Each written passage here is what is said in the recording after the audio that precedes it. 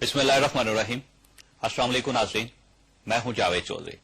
ख्वाजह Tangshan चीन का एक मशहूर तारीखी शहर है। ये शहर बीजिंग से 95 मील के फासले पर शुमाल में वाक़या है और इसका शुमार 1976 तक चीन के चंद बड़े सनती और कारोबारी शहरों में होता था।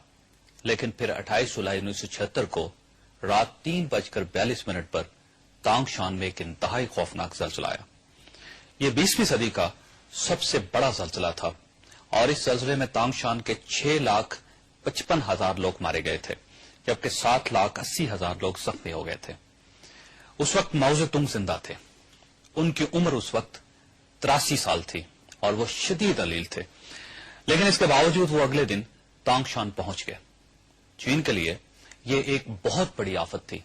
चुनांचे अमेरिका और सोवियत यूनियन समेत पूरी दुनिया ने चीन को इमदाद की ऑफर कर दी, लेकिन माओ ज़ेडुंग ने इमदाद लेने से इंकार कर दिया। उनका कहना था कि कुदरत ने यह आफत चीन पर उतारी है, लिहाजा इसे बर्दाश्त भी सिर्फ चीन करेगा। इस जल्जले में तांगशान के 4 लाख खानदान बेघर हुए। इन लोगों की कुल तादाद 9 लाख थी और ये वो लोग थे जिनके लिए अमेरिकन प्रेस ने तारीख में पहली बार इंटरनली डिस्प्लेस्ड पर्सन की इस्तेलाह इस्तेमाल की थी। ख्वाजा चीन की हुकूमत ने इन 9 लाख लोगों के रिलीफ, रिहाइश और बहबूद के लिए बड़ा दिलचस्प फार्मूला बनाया। यह फार्मूला बादशाह Chinese model for displaced persons कहलाया। इस मॉडल के जरिए चीन ने न सिर्फ 2 माह में तमाम मुतासिरीन को सेटल कर दिया, बल्कि तांगशान की तामीर नौ भी शुरू कर दी। यह फार्मूला इस तरह इसके ऊपर अमल दरामद हुआ था कि चीन की हुकूमत ने जल्जले से अगले दिन रेडियो पर पूरे मुल्क में यह ऐलान कर दिया कि तांगशान के 4 लाख खानदानों को पनाह चाहिए। चीन का जो खानदान तांगशान के किसी एक डिस्प्लेस्ड फैमिली या उसके किसी मेंबर को 1 साल तक पनाह दे सकता है, वो अपना नाम और पता मदरजा झैल टेलीफोन नंबर पर लिखवा दे। शाम तक चीन के 5 लाख खानदानों ने अपने अपने पते लिखवा दिए। चीन की हुकूमत तांगशान का एक खानदान लेती, उसके हाथ में रेल का टिकट और उसके कफील का पता पकड़ाती और स्पॉन्सर को मुतासरा खानदान के बारे में इतला दे देती। चीन की हुकूमत ने इस हिकमत अमली के तहत सिर्फ 8 हफ्तों में न सिर्फ तांगशान के तमाम आईडीपीज यानी इंटरनली डिस्प्लेस्ड पर्सन्स को सेटल कर दिया, बल्कि हुकूमत माशी और समाजी बोझ से भी बच गई। ख्वाजा अप्रैल में मालाकन डिवीजन में फौजी ऑपरेशन शुरू हुआ। इसके नतीजे में सवात, लोअर दीर और बुनेर के शहरियों ने नकल मकानी शुरू कर दी। हुकूमत ने इन डिस्प्लेस्ड पर्सन्स के लिए कैंप्स बनाए और इन्हें इन कैंप्स में आबाद करना शुरू कर दिया। अक़वाम मुत्तहिदा के अदाद-ओ-शुमार के मुताबिक अब तक 20 लाख लोग, जबकि सरहद हुकूमत के ताज़ा तरीन दावे के मुताबिक 25 लाख लोग डिस्प्लेस्ड हो चुके हैं। इन लोगों को कैंप्स में शदीद मसाइल का सामना है। ये बीमारियों का भी शिकार हैं, इन्हें खुराक और खैमों की भी कमी का सामना है और ये लोग गुना नफसियाती और माशरती मसाइल का भी शिकार हैं।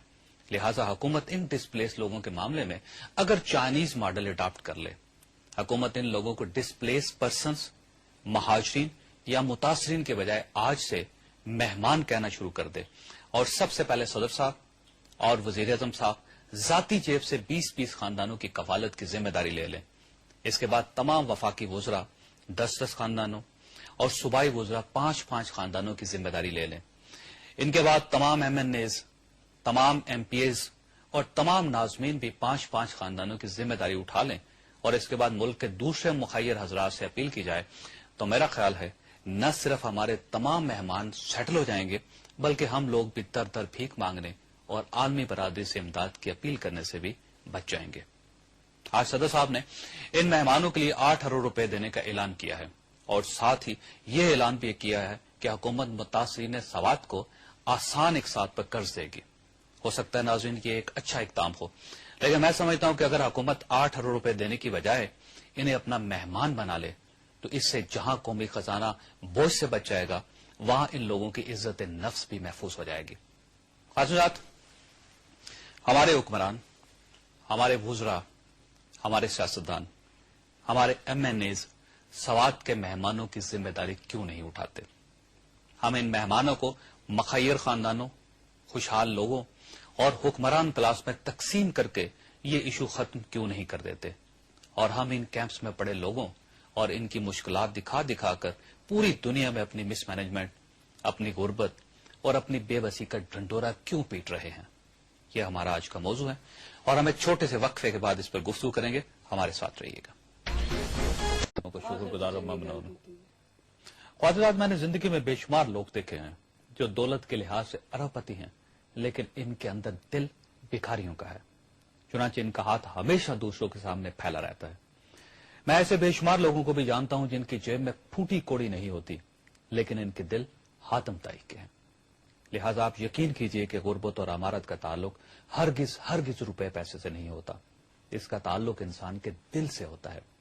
लिहाजा इंसान का दिल अमीर होना चाहिए। नाज़रीन, ये अजीब बात है कि इस मुल्क के आम लोगों के पास रुपए पैसे की कमी है, लेकिन इनके दिल बड़े अमीर हैं। ये चंद लम्हों में बड़ी से बड़ी कुर्बानी देने के लिए तैयार हो जाते हैं, जबकि हमारे हुक्मरान तबके, हमारे सियासतदानों के पास बेतहाशा पैसा है, लेकिन इन लोगों के हाथ हमेशा दूसरों के सामने फैले रहते हैं। और यही इस मुल्क का अलमिया है। आप यकीन कीजिए कि अगर हमारी हुक्मरान क्लास अपना दिल और अपनी जेब सवाद के मेहमानों के लिए खोल दें, तो हमें किसी जगह कोई कैंप नजर आए और ना ही हम किसी को डिस्प्लेस्ड पर्सन का नाम दें। ये दिलों की तंगी है जिसके बायस हमारे भाई अपने ही वतन में खुले आसमान तले पड़े हैं और हमें शर्म तक नहीं आ रहे।